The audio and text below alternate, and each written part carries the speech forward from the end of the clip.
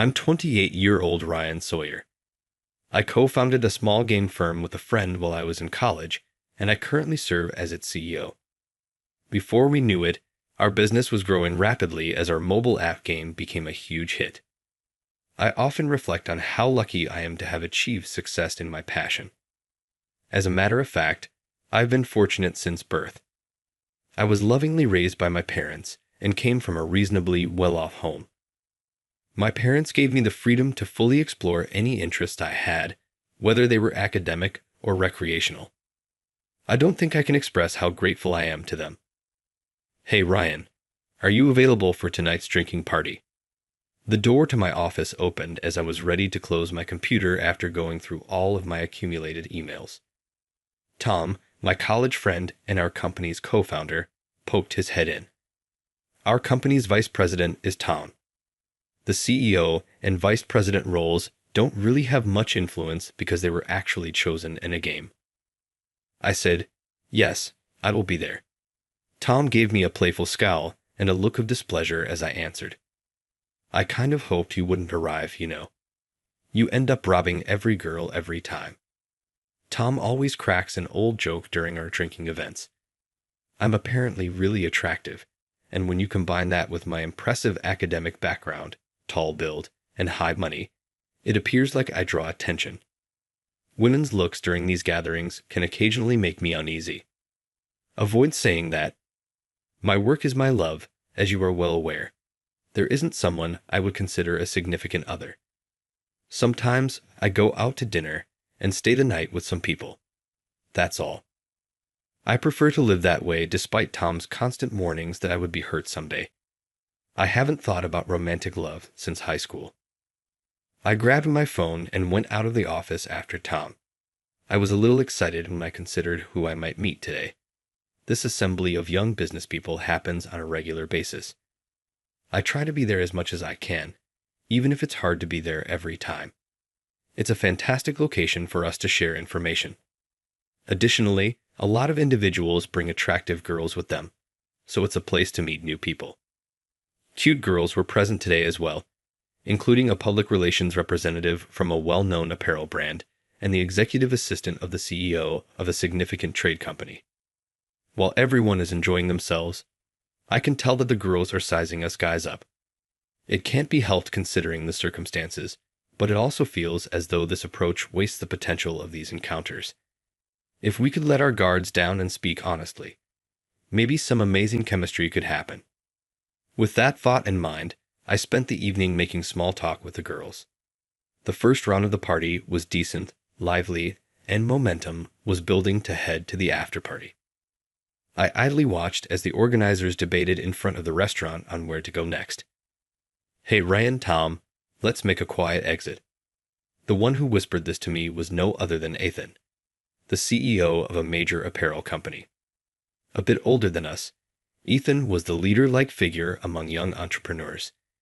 Even from a guy's perspective, he's a cool guy, and I look up to him. I wouldn't dare to turn down an invitation from such a person. Tom and I exchanged glances and quietly slipped out of the group.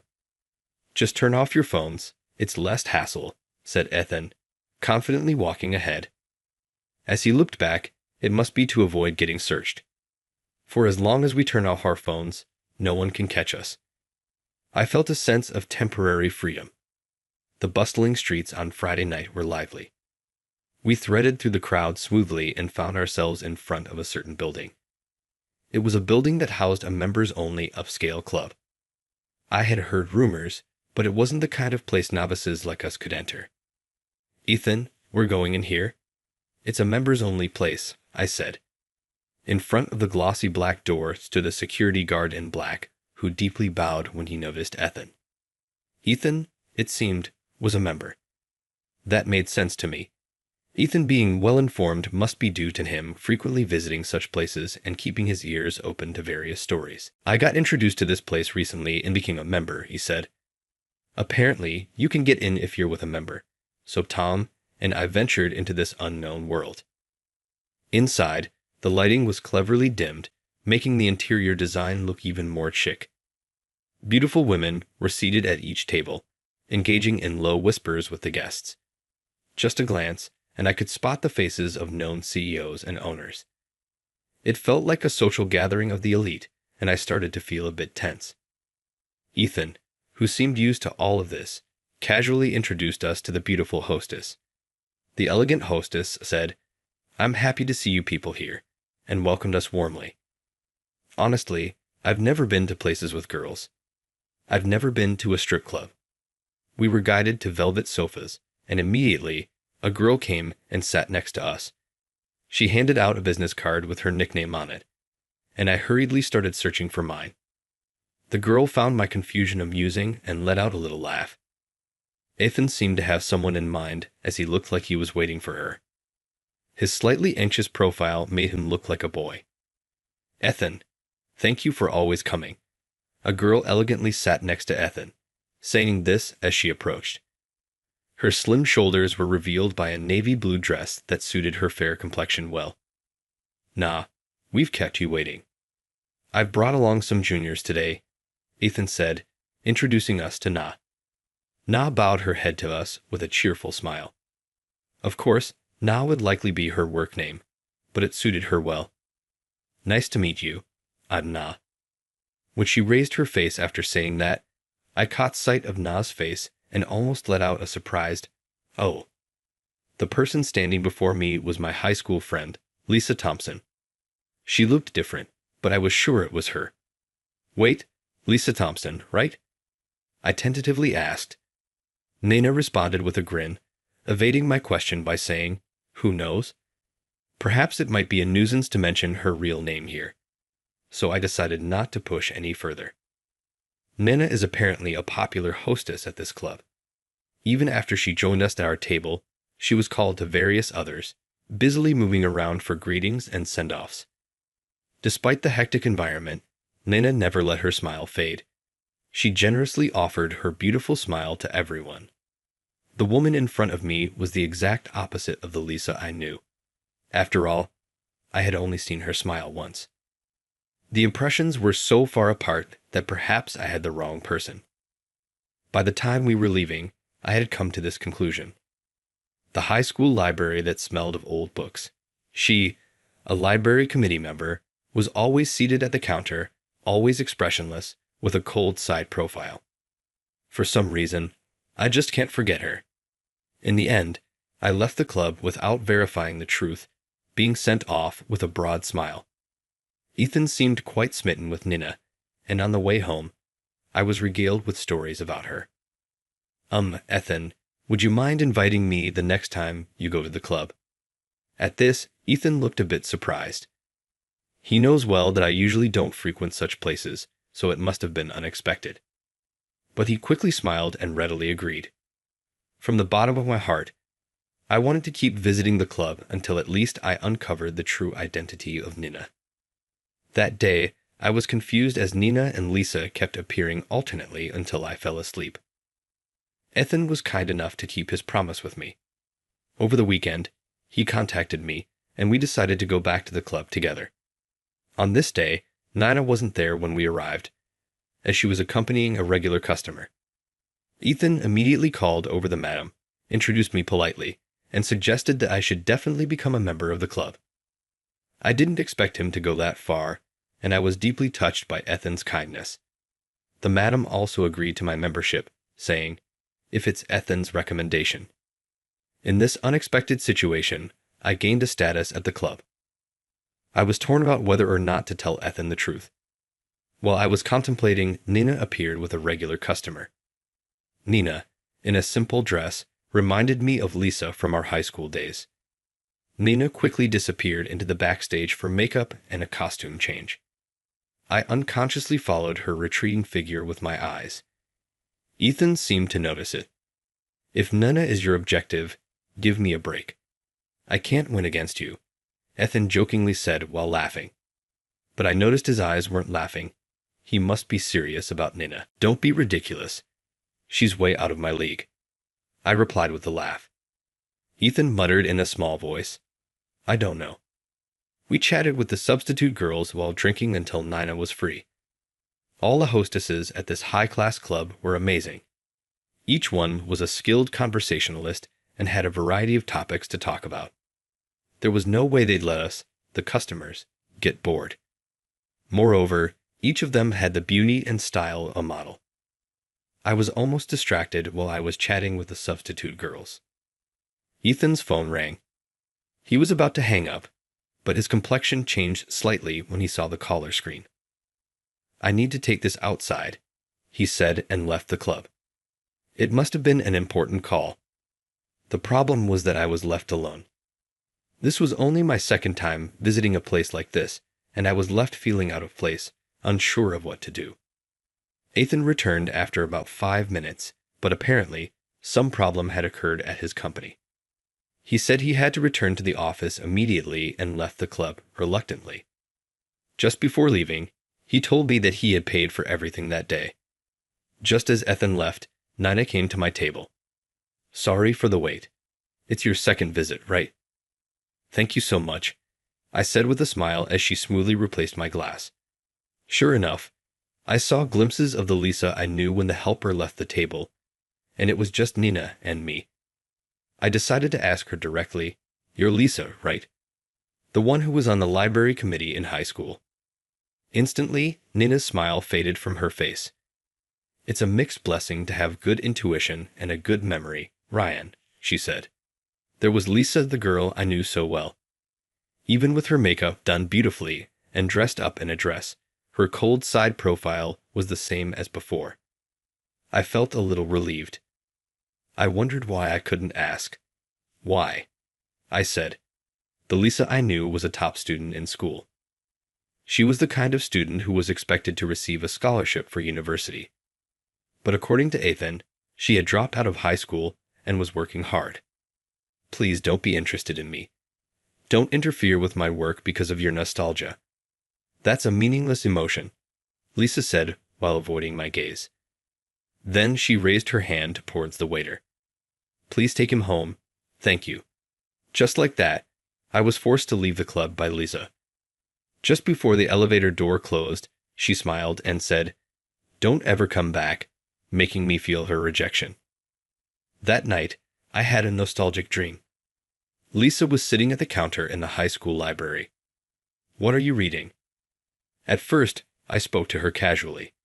I think it was just a greeting for me. Lisa glared at me with her eyes turned up. "Are you borrowing or are you returning?" Lisa asked me without any hint of a smile, in a businesslike manner. It was the first time a girl I had approached had reacted so unsocially, and I was a little surprised. Looking back now, I think I was an annoying guy with excessive self-confidence because I knew I was popular. I, who had no books to borrow or return, was at a loss for words. Then, as if she was disgusted, she sighed and dropped her eyes back to the book she had been reading. It felt like I was being ignored, and it annoyed me. "As a library committee member, don't you have any recommended books?" I persistently called out to her, looking annoyed. Lisa looked up at me and placed an in-service sign on the counter. "What kind of book are you looking for?" she asked me as she came out from behind the counter. I, who hadn't thought about anything, hastily repeated, "A book you recommend." Then she disappeared into the aisle of bookshelves. In less than 2 minutes, she had found a book. "This is my recommendation," she said. The book she handed me was a paperback titled Stories of Thoroughbreds. When I took the book she offered, she went back inside the counter, her face showing no expression during the lining process. I think I was just fixating on things like the whiteness of her nape when she looked down or the line of her jawline profile. This is how my interactions with Lisa began. Even though she told me she didn't want to see me again, I can't help but be concerned about her. I wonder why she became a hostess, why she dropped out of high school, and if there's anything I can do to help her, no matter how small. I thought I'd like to be there for her. After some thought, I decided to call the madam and request to come in. Na wouldn't be able to refuse if the request came from the madam. It may seem a bit sneaky, but it couldn't be helped. As I expected, I received a return call from Na. "This is Na.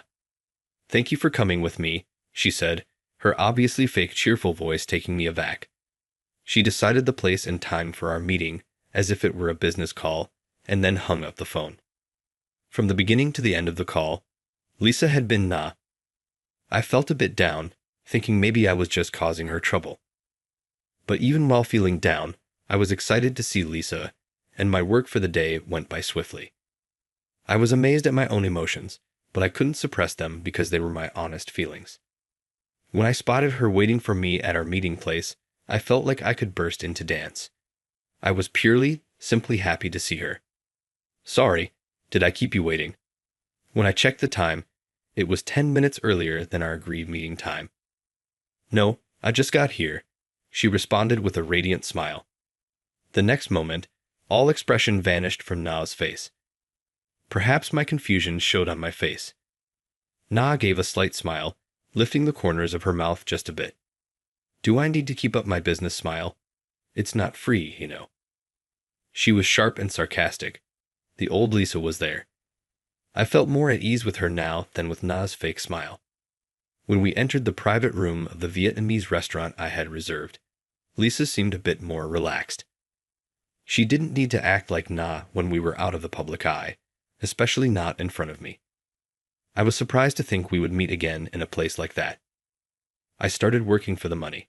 It was the quickest way to make some, Lisa said, her face blank. She acted as if she was prepared for me to dig into her roots and ask questions. Anyway, she shared what had happened since I had graduated high school. The fact is, Lisa and I had been in contact for less than a year. It was when I was a senior and Lisa was a freshman in high school. We hadn't been in touch since I graduated. Lisa's dropping out of high school was apparently due to her father's disappearance. He found a younger woman and abandoned his family, Lisa said bitterly. Her mother, who was brought up like a princess, had been married against her parents' wishes and was completely incapable of living independently. Lisa was the one who supported the family, having lost the mainstay of the family and could not rely on her grandparents' home. She had 3 younger brothers. It seems that in order to support her mother and 3 brothers still in compulsory education, she decided to drop out of high school and work. Initially, she held several part-time jobs. Her brothers also helped out with the household finances, doing things like delivering newspapers. My mother was too busy lamenting to be of any help, Lisa said. As soon as she turned 18 and could work in the nightlife, Lisa jumped into this world. It started from a casual bar, then she was headhunted by the madam of her current workplace. Have you got all your answers now? I was surprised to find out. You've become a CEO, Lisa said, finishing her story and gulping down her ginger ale. I think I'm just too fortunate. I always feel insecure, not knowing how much of what I've achieved is actually due to my own abilities. Oddly enough, the anxiety that I hadn't been able to express to anyone fell out of my mouth. Lisa looked at me with a surprised expression. Sorry? Forget it. It's just my ramblings. Embarrassed, I tried to play it off as a joke. Listening to complaints is also part of my job. It's not for free, though, Lisa said with a gentle smile, which I didn't think was her usual business smile. It was the smile of Lisa that I had seen only once during our school days. Then we chatted a little bit about the old days. I think, in reality, my head was so messed up that I don't remember what we talked about. But just before we entered the club, Lisa said something that stuck with me. Look, I'm not ashamed of who I am now. I just don't want people who knew me in the past to see me as I am now. I feel like that's disrespectful to the people at the club and to the customers, but I can't help feeling that way. Before I could say anything, Lisa forcefully pushed open the door of the club. A subdued buzz, punctuated by quiet laughter, came from inside the club, accompanied by jazzy music. The dimly lit floor and the scent of expensive whiskey welcomed us. As soon as Lisa stepped foot into the club, she transformed into Na. She looked at me with a full smile. Please wait for me at the club. I feel like drinking champagne tonight, she said charmingly before disappearing into the backstage. The bartender gave her a smile, saying she knows how to get what she wants. Yeah, I guess so. All I could do was return an embarrassed smile. It felt like everyone had some kind of inner contradiction that they couldn't fully come to terms with. It's been a few weeks since I started going out with Lisa. I've been wishing to visit the club often, but work has plunged into its peak season. Both my team and I have been pulling all-nighters. I'm in no shape to go out, devoid of energy and motivation. Finally, things settled down yesterday. Just as I was about to see Lisa after a long while, I got a call from Ethan. Man, I proposed to Nanina yesterday. I haven't gotten a response yet. I don't have the courage to go to the club alone. Can you come with me today? I was surprised at his uncharacteristically timid voice, but I was also shocked by what he said. I never thought he would seriously consider being with Lisa. I've spent a lot on her. Nah, I don't think she'll refuse, Ethan said. No doubt, there's no customer who has spent more on Nah than he has, but just because of that, I felt like he was taking Lisa for granted, thinking she couldn't refuse. I have something to tell you that I've been hiding.